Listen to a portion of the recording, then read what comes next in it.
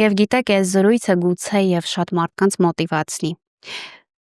Միշտ ինչպես է, չէ, սենց նայում են այդ, չէ, ասում են, «Ոյ, աղջիկը լավ ունևոր, լավ ավտոյա քշում, լավ փող, հələ ոսկիները»։ Բայց ոչ ոք չգիտի, որ այդ ոսկիները հենց ստեղծվում են գնորդի ներդրած գումարի շնորհիվ։ Իսկ ինչքան գումարից եք սկսել, կհիշեք։ Իհարկե, ոչ չեմ հիշի։ 47,000 դրամ։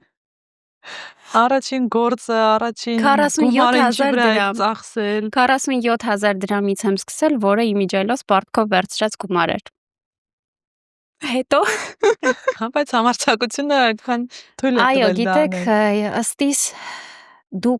պիտի անես քայլ։ Այսինքն, եթե դու չես անում, որովհետև վախենում ես, որովհետև մտածում ես ինչ կլինի, վատ կլինի, այս կլինի,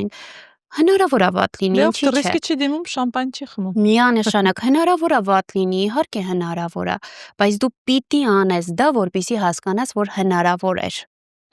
Այսինքն ինձ մոտ, գիտեք, արդեն այն փուլն էր հասել, որ բոլորը ճանաչում էին, բոլոր մեծ կործանողները ճանաչում էին եւ հայտնվեցին իմ կյանքում մարդիկ, ով ասացին. «Դիր սեղանդ, մենք քեզ ապրանք կտանք» ու միջև այսօր մարդիկ անում են Բայց դա, հակառակը չի եղել։ որ ես ինչ որ մեկին։ Ոչ, որ մարդիկ ասեն, ինչու ես մտնում դրա մեջ, սա բաց գործ Իհարկե, է։ իհարկե։ Մենակ աղջիկ ես չես կարողանա։ Իհարկե, ոչ, չեք Այդ բարի խորհուրդները պատկերացնում, կողքից եղել է։ չեք պատկերացնում ինչքան շատ, ասում են դու չես պատկերացնում, էլի, նույն կարծրատիպը կա, որ դու չես պատկերացնում, դու ինչի մեջ ես մտնում։ Հա, սա շատ բարդ, հա, դու տակ կտաս, այսպես, այնպես։